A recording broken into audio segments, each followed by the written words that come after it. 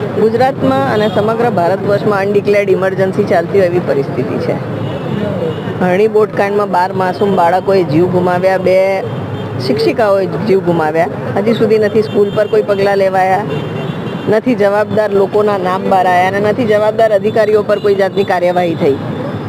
પીડિત પરિવારો કોંગ્રેસ પક્ષ દ્વારા એમના ન્યાય માટે જ્યારે આજે ધરણા